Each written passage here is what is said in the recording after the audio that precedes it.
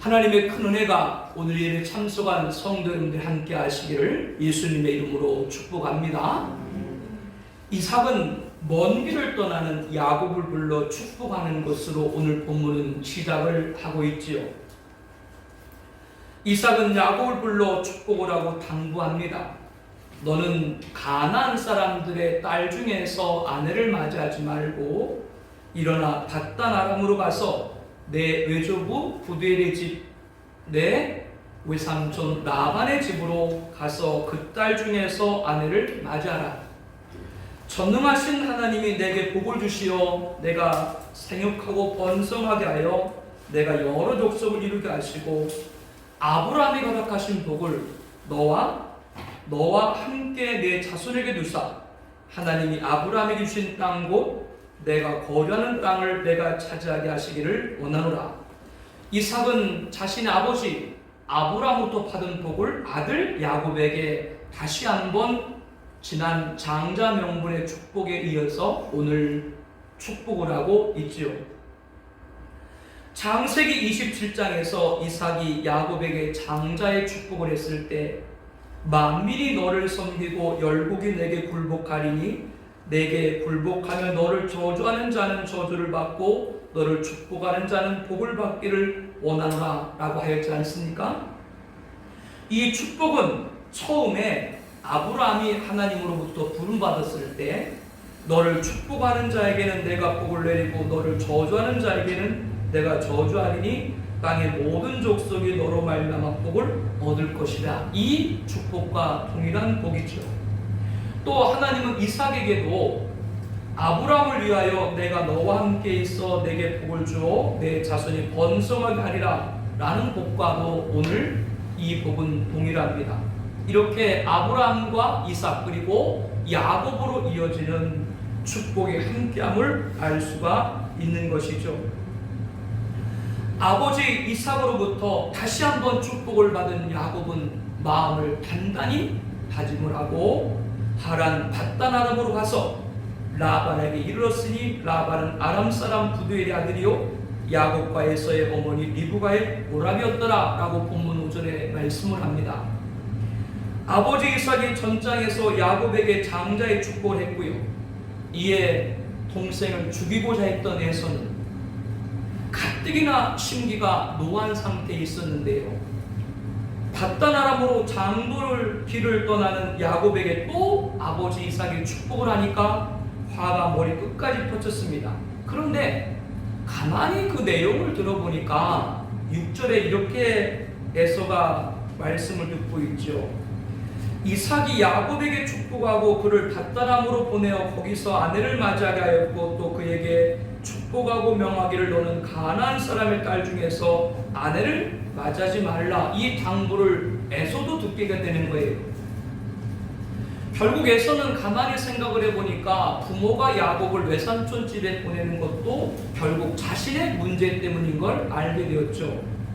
자기가 아내로 맞이했던 가나안 사람의 딸들 8절 말씀에 보게 되면은 이들이 아버지 이삭을 기쁘게 하지 못했다라는 것을 알게 됐습니다.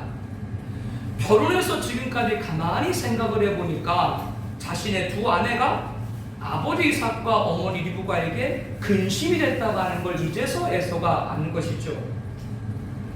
이에 에서는 이러한 아버지와 어머니의 마음을 얻고자 내가 새로 장가를 들여야 되겠다라고 생각을 합니다.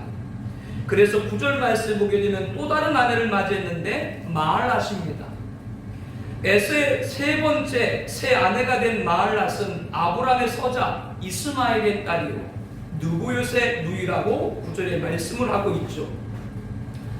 이스마엘이 예전에 어머니 하갈과 함께 아브라함으로부터 광야로 쫓김을 받지 않습니까? 그 이유는 아브라함의 적자이자 하나님의 언약의 아들인 야곱과 기업을 함께 받을 수가 없어요. 이스마엘은. 그래서 그렇게 내쫓김을 받게 되는데 이스마엘의 어머니가 어디 출신이에요? 하갈이 애국 사람이죠.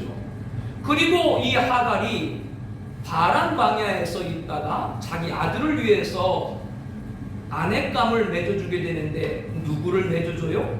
또 애국 여인을 이스마엘의 짝으로 맺어줍니다. 자신이 애굽 사람이었기 때문에 자부도 애굽 사람으로 드린 것이죠. 그렇다면 여러분들, 이스마엘의 아내인 애굽 여인이 하나님을 믿었겠어요? 안 믿었겠어요?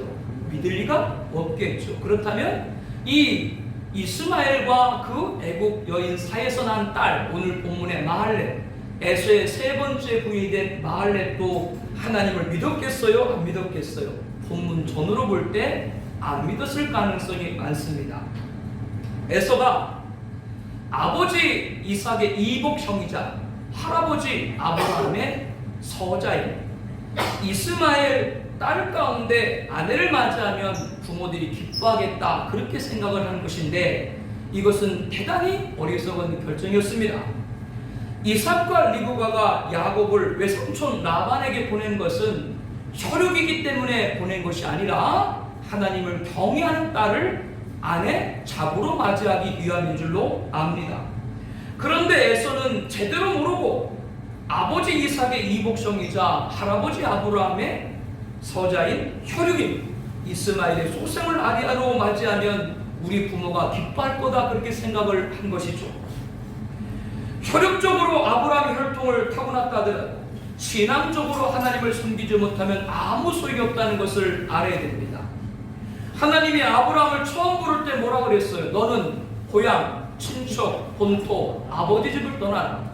하나님은 하나님 말씀을 듣기 위해서는 고향도 친척도 아버지 혈육도 뒤로 하라고 말씀을 했는데, 에서는 하나님의 말씀을 제대로 모른 거예요. 그도 그럴 수밖에. 들녘에 나가서 자기 좋은 대로 멋대로 행하다가 하나님 말씀 듣기를 게을렸던 에서는 그와 같이 말씀도 바로 알지 못하고 알아도 어설프게 하는 거예요. 선무당이 사람 잡아요. 문제를 내가 누구를 잘못 만나서 이렇게 됐다 생각을 하는 경우들이 많이 있습니다. 여러분, 우리가 인생을 살아가면서 하나님이 원하시는 선택을 한 게 몇 개나 돼요. 대부분은 내가 좋아서 선택을 했죠. 그러면 그것이 잘못된 만남이면, 그러면 그 잘못된 만남은 다시 헤어져야 되는가요? 아니지. 잘못된 만남을 내가 했으면 그 안에서 하나님 앞에 무릎 꿇고 하나님의 뜻을 구해야 될 줄로 믿습니다. 핑계대지 마요. 핑계대서 잘난 거 누구밖에 없어요? 김공밖에 없어. 뭐 남탓하면 안 돼요. 에서의 결정을 통해서 우리가 알아야 될 가르침은 무엇입니까? 혈육이 신앙보다 앞서서는 안 된다는 것을 가르쳐주고 있습니다. 이것이 오늘 본문의 첫 번째 가르침입니다. 유대인들은 자신들이 아브라함의 후손으로 아브라함의 혈통을 이어받은 것을 대단한 자랑으로 삼았습니다. 이러한 유대인들에게 예수님은 아브라함이 우리 조상이라고 생각하지 말라. 내가 너에게 이르노니 하나님이 능히 이 돌들로 아브라함의 자손이 되게 하시리라, 그렇게 말씀을 합니다. 하나님은 자신의 기쁘신 뜻 가운데 아브라함을 택해서 선민으로 삼으셨습니다. 아브라함이 훌륭해서가 아니고 하나님이 기쁘신 뜻 가운데 아브라함을 택해서 선민으로 삼은 거예요. 그러므로 하나님이 하시고자 하시면 이 돌들로도 아브라함의 자손이 되게 할 수 있다라고 예수님 말씀하고 계시죠. 인간의 혈통을 자랑하는 것이 얼마나 어리석음을 말씀해주고 있는 겁니다. 예수님은 그러시면서 너희들이 정말 아브라함의 자손이 되려면 회개에 합당한 열매를 맺으라고 말씀을 합니다. 어떻게 해야 회개에 합당한 열매를 맺을 수가 있습니까? 예수님이 이렇게 말씀하시죠. 회개하라, 천국이 가까이 왔느니라.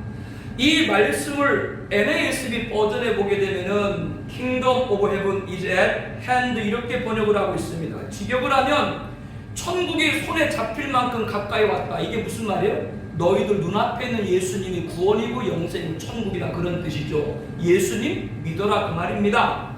너희들이 육체적으로 아브라함의 후손이다. 우리는 아브라함의 혈통을 이어받았다. 우리는 아브라함을 따라 언약의 표징으로 할례 묵죄했다. 그런 거 자랑하지 말고 그런 잘못된 믿음을 회개하고 예수님 믿고 참 믿음을 가지라, 이렇게 예수님은 말씀합니다. 그래야 진정한 아브라함의 후손이 되고 거룩한 천국의 백성이 될 수 있다라고 하는 것이죠. 그러므로 우리는 유대인들이 가장 자랑으로 삼는 혈통으로 대표되는 육체의 자랑을 버려야 됩니다. 여러분들 조상이 천민이셨어요? 양반이었어요? 다 양반이었다 그러려고 그러죠. 우리나라 양반하는 부모가 어디 있어? 나중에 돈 주고 다 샀는데. 그런 거 자랑하지 말라 그렇게 말해요. 사도 바울은 그러한 것들은 육체로 자랑을 함이라 라고 했고요. 야고보 장로님은 너희가 허탄한 자랑을 하니 그러한 자랑은 다 악한 것이라고 했고요. 사도 요한은 세상에 있는 모든 것이 육신의 정욕과 안목의 정욕과 이생의 자랑이라 이렇게 말씀을 합니다. 고린도전서 1장 26절에 보게 되면 하나님이 부르셨을 때 너희들을 생각해보라라고 말씀을 합니다. 우리 가운데 세상적으로 볼 때는 육체를 따라 지혜로운 자가 많지 아니하며 능한 자가 많지 아니하며 문벌이 좋지 아니 자가 많지 아니하도다 라고 하였습니다. 교회는 세상적으로 볼 때 육신의 기준으로 볼 때 지혜 있는 사람이 많지 않고 권력 있는 사람이 많지 않고 가문이 훌륭한 사람이 많지 않다라고 하는 거예요. 이것은 성도님들을 무시하는 얘기가 아니고 하나님은 육신의 기준으로 볼 때 자랑할 것이 없는 지혜가 부족한 사람을 불러 유능한 지혜를 부어주십니다. 권력이 없는 사람을 불러 탁월한 지도력을 부어주십니다. 가문이 훌륭하지 못한 사람을 불러 고매한 그리스도의 성품을 부어주십니다. 누구도 업신여길 수 없는 하나님의 사람으로 만들어 주십니다. 하나님은 이렇게 세상적으로 육신에 자랑할 것이 없는 사람을 불러서 세상적으로 자기 잘났다 라고 떠버리는 육체 자랑하는 자들을 폐하하신다라고 하였죠. 그래서 세상 기준으로 자랑하는 아무 육체도 하나님 앞에서 자랑하지 못하게 하심이라고 말씀을 하고 있습니다. 우리는 에서와 같이 아브라함의 혈육이면 부모가 기뻐하겠다 그렇게 생각하는 어리석은 결정을 해서는 안 됩니다. 번지수를 한참 잘못 짚은 거예요. 이삭과 리브가가 야곱을 외삼촌 라반의 집에 보낸 건 뭐라고요? 그 딸 중에서 아내를 삼게 한 건 그들이 누구를 경외하기 때문에 하나님을 경외하기 때문에 거기에서 자부를 맞이하기 원했던 거죠. 포인트는 혈육이 아니라 신앙입니다. 우리는 혈육으로 대표되는 세상의 기준으로 자랑할 수 있는 모든 것을 버리고 신앙이 우선되어야 합니다. 사도 바울은 아브라함의 후손인 이스라엘 족속 베냐민 지파의 자손이고 유대인 중에 유대인이고 율법으로는 정통 바리새파 출신이고 당시 최고의 학파인 가말리아 문화생이고 이렇게 자신의 육체로 신뢰할 것이 있는 줄로 생각하면 그 어떤 유대인들보다도 나는 더욱 그러하다 이렇게 말합니다. 그는 율법의 의로로 자기는 흠이 없었던 자였다라고 말합니다. 그러나 이렇게 육체적 기준으로 너무나 자랑할 것이 많았지만 그 모든 것을 해로 여김은 내 주 예수 그리스도를 아는 지식이 가장 고상하기 때문이라. 내가 그를 위하여 모든 것을 잃어버리고 배설물로 여기면 그리스도를 얻었기 때문이다. 아멘. 사도 바울에게는 오직 예수 그리스도의 십자가 외에 결코 자랑할 것이 없었기 때문이죠. 우리들도 그와 같이 혈육으로 대표되는 세상의 기준으로 자랑할 수 있는 모든 것을 버리고 신앙이 우선이 되어야 됩니다. 우리에게는 오직 예수님만이 나의 자랑입니다. 그분이 나의 구주이기 때문에 그렇죠. 오직 나의 자랑은 예수님뿐이어야 됩니다. 이것이 우리의 자랑이어야 됩니다. 그럴 때 우리를 통해서 예수님의 능력이 나타납니다. 특별히 우리 자녀들 학업, 취업, 결혼을 위해서 기도하고 있는데요. 우리 자녀들이 혈육, 육체 기준이 아니라 믿음, 신앙 위주로 인도함 받고 결정하기를 소망합니다. 그래서 야곱처럼 축복의 길을 갈 수 있습니다. 그렇지 않으면 에서처럼 항상 말씀과 상반되게 가고 기이하는 길로 들어서게 되는 것이죠.